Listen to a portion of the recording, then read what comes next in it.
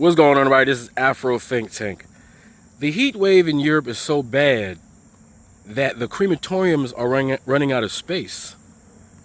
Like the crematoriums, that's where you go like when you die. There's no more space. They can't even, they turning people away. That's alarming, right? That is alarming. And because, Europe is built to insulate from the cold, right? And because of climate change, Europe is becoming a lot warmer than it used to be. A lot warmer than it used to be. And the infrastructure in Europe is not built for that. It's bad enough right now that they got the Ukraine-Russia war going on where the power that they need is being attacked. Like, so Ukraine and Russia are both attacking each other's energy sectors, right? So that's, if you notice, like all the wars is each country attacking each other's energy sectors, right? And transportation hubs. So you would have, you attack a generator, power plant over here. You attack a nuclear facility over here. You attack, a petroleum manufacturing plant over here. You attack an oil field over here. Also, you can disrupt the population's ability to power themselves, because in Europe, it's a tactic that that nations use because they know if you destroy somebody's power infrastructure, they can't power their government. Right? They can't power the manufacturing plants to build the bombs, bullets, tanks, and planes. Right? And it also disrupts the society because they no longer have energy. They can't heat themselves up in the wintertime. So Europe still has to worry about a cold winter where they need this power or they're gonna die. So they still need the infrastructure for cold weather, right? But now that the summers are becoming hot, now they're having two extreme weather events each year. It's like America. Like America, we have all the four seasons, right? So we're used to the cold, the frigid cold, and the heat. So our infrastructure is built to handle both, right? We got central AC, we got local AC, we got AC industry. But in Europe, they don't have it. Like, they don't have air conditioning. Like, and they don't have the infrastructure, their buildings built to allow the houses to cool down from heat, because the houses are meant to retain heat. So that means Europeans who are not built for any heat, any amount of humidity, they're dying to the point to where there's no space inside the crematorium, which is alarming, right? To say the least. And the governments don't seem to be doing anything about it. Well, they're busy right now trying to fight this European war that's happening, because believe it or not, they are involved. Like they're in there, right? Everything but soldiers. All right, their special ops are probably over there. I'm pretty sure there's special ops over there. Our special ops over there. Those guys, those people who are not to be named are over there, but our conventional forces are not over there.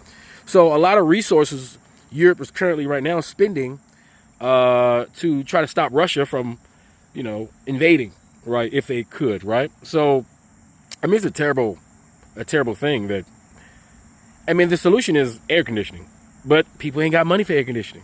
People ain't got money to buy these expensive units, because we can in America, we can go buy air conditioning for $100 at like a Walmart or something like that, right? If the country doesn't have, if they're not used to having air conditioning, and it's not something that happens, that means the air conditioners that they do have there are really expensive. Really, really expensive. And what do you need to run air conditioning? You need power. And if you don't have power, you can't run it. So there are so many issues that they got going on. And when your crematoriums run out of space, they're making big. Obviously, if you're a crematorium, if you own a crematorium, you're making bank, right? Because this is your moment, right? But it's still not a good thing for society when your crematoriums have a backlog and shit, because bodies don't wait to be buried or cremated, Anyway, you guys tell me what you think in the comment section. This is Afro Think Tank. Learn something, teach something. I'm out. Over the weekend, I received more than 150 calls and had to turn away over 150 bodies.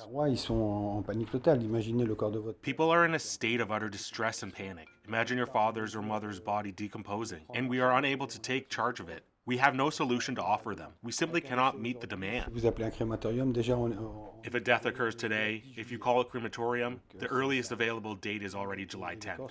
The bodies have to remain here until they are taken for cremation or burial. Meanwhile, let's talk about a few things that I was blown away by this weekend. I wish I was blown this weekend. After all, it was Gay Pride weekend. But 1,000 dead from the heat in France and Germany. 1,000 people. Think about that. Last week at this time, 1,000 people were alive, and now they're dead strictly because of the climate. Now, why that doesn't, warrant immediate intervention is beyond me. Why aren't we immediately doing something to help Europe, which is the fastest warming place on the planet? But we're not. And they're dying in droves. 1,000 people. Mortuaries are overwhelmed. Hospitals. It's like there's a pandemic going on. And the heat wave ain't over. It was 107 in Germany yesterday. That's Las Vegas hot. And I don't know if they got humidity, but they probably do. Oh, that's ugly. That's just ugly. And so they're suffering over there. They're suffering big time. And there's not much they can do. Only 11% have air conditioning. Europeans are literally melting to death in a heat wave, and it's all because their entire identity revolves around feeling superior to us stupid fat Americans. It's true. They claim it's because of climate change. Heating your home in winter is far, far more worse, magnitudes worse than cooling your home in the summer, so that doesn't work. People in America say that Europe is poorer. Europe is still the second richest continent in the world, richer than Asia, Africa, and the Middle East, who have universal AC adoption, so that doesn't work. People say it's too hard to retrofit the buildings that have these old windows. That doesn't work either. The Haussmann buildings in Paris have retrofitted elevators. When they want to do something, they find a way to retrofit. People say that there's too many regulations or that it's too hard for whatever reason. Deregulate yourself. The reality is, the reason Europeans are resistant and stubborn to AC is because they hate the way that Americans live.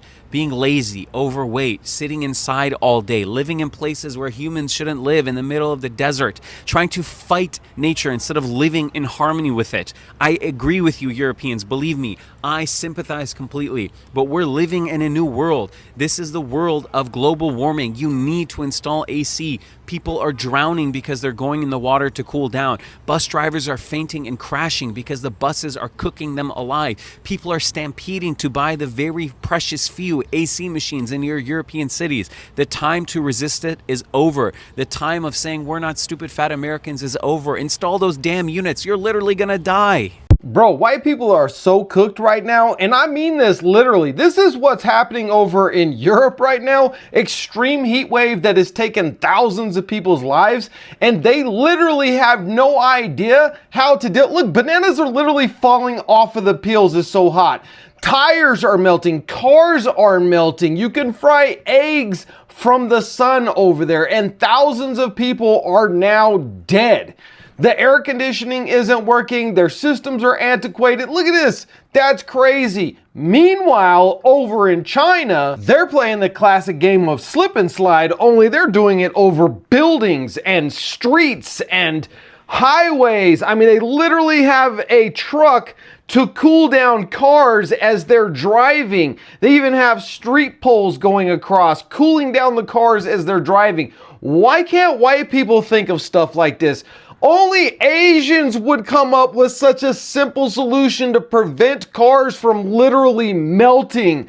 White people, we are so doomed. It's crazy. I mean, I was literally scrolling through Kua.com. You know that place, the #1 place for you to get all of your world news at your fingertips and have an AI butler read it to you? Yeah, 2,000 people, 1,000 people in France, 1,000 people in Spain, dead on arrival because of this heat wave, because literally Europe has no idea how to deal with the sun. Maybe that's why everybody's white over there. My name is Mike Dean. You're watching the Daily Rumble. Follow along for more and go to Kua.com to get all of your news at your fingertips. A Paris deputy mayor just said that American cities being 90% air conditioned is directly tied to the global warming France is now living through. The US is the second largest emitter of greenhouse gases in the world. Meanwhile, temperatures in Paris have climbed above 104 degrees Fahrenheit this week. At least 48 people in France have drowned trying to cool off outside designated swimming areas. Day 2 of conducting funerals in the heat, and well, my shirt, you could wring it out. I was sweating from places I didn't know it was possible to sweat from. Horrendous. Absolutely horrendous. Roll on, 5 p.m. Europe's heatwave is no longer just a weather story. In France, funeral homes are now being overwhelmed. Reuters says one funeral home near Paris ran out of cold storage space and had to refuse around 150 cases in one weekend. That is how deadly this heatwave has become. France has reported at least 1,000 excess deaths. Doctors say at-home deaths are rising sharply, and another wave of extreme heat is expected. So the question is Europe facing a heat wave or a silent mass casualty event? I work as a funeral director, and here is some advice if you're attending a funeral during the heat wave. First things first, the classic: ensure you are staying hydrated. It's compulsory. You might be in the service for half an hour, 20 minutes, but you've got to think of all the travel time you're doing as well. And likely you'll be stood in the courtyard, outside of the crematoriums or the graveyards, etc., chatting away with people after the service in direct heat and sunlight. You must stay hydrated. Opt for the lightest possible wear. Now, the theme in terms of dress codes for the funeral should have been given to you when you were first informed of the date and invited. For example, if it is traditional and you're expected to wear black, opt for a black linen or an open dress, a shirt that's breathable, something like this. Equally, if it's colours or something a bit more vibrant, you've got a bit more leeway in terms of wearing comfortable traditional summer wear. Opt for shade whenever you can. Most crematoriums are air conditioned, but also suggest to your funeral director, if not, you'd like the doors at the back of the crematorium to be left open. This is actually often a nice touch because you can hear bird song from the crematorium garden of rest, and a fresh breeze should be coming through. It's within these tight spaces in which there are a lot of people packed that issues can arise from the heat, so make sure there's a clear exit, it's left open, and you're able to access the outdoors should you need to.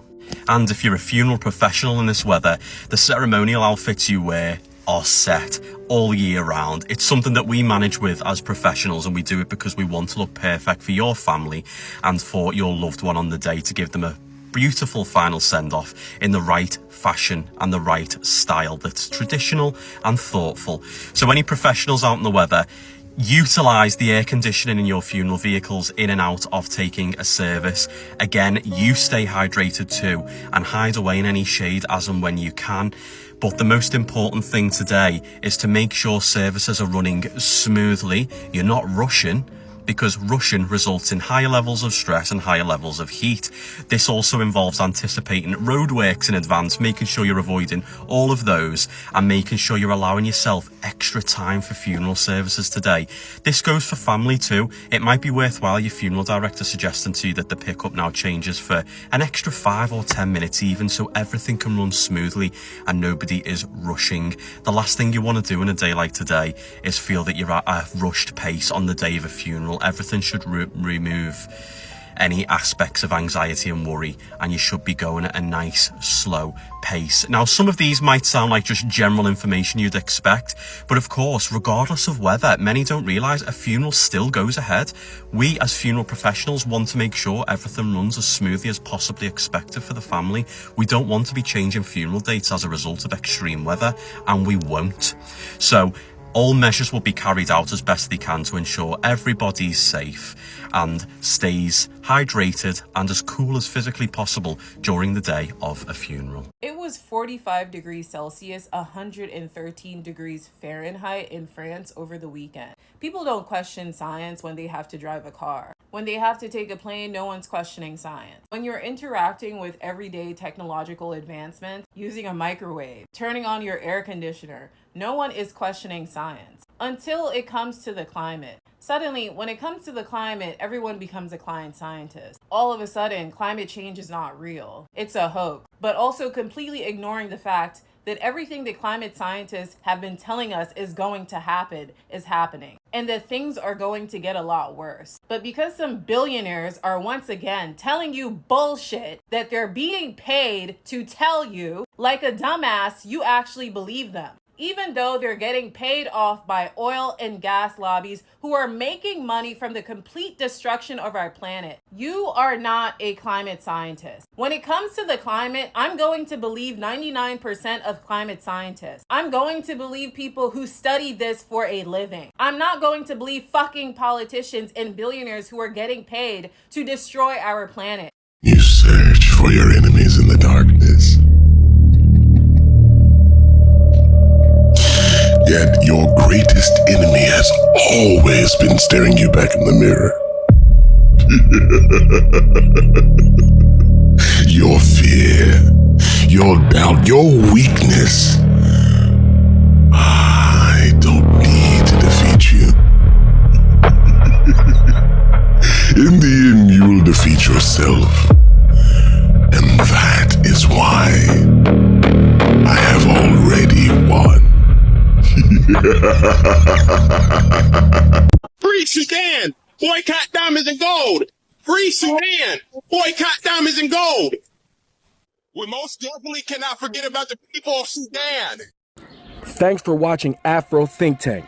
Don't forget to like, share, and subscribe. And follow me on Substack and Patreon for more content. Remember, it's Pan-Africanism or nothing.